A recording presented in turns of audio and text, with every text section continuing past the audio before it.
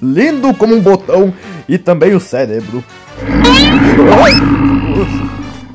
Bingo, você ouviu isso?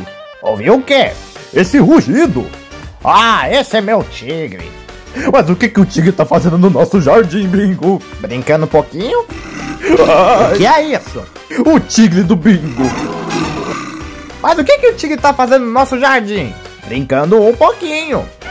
Bingo, a gente não quer saber se ele tá brincando um pouquinho. A gente quer saber o porquê que ele tá aqui.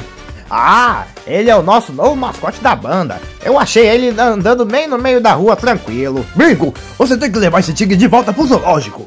Ah, mas eu levei ele pro zoológico sim, foi domingo passado. A gente viu pandas, comemos pipoca, foi uma maravilha. E hoje eu vou levar ele pra gente assistir um belo filme. Jesus Maria. Segura, meu! Às vezes aqui parece uma floresta.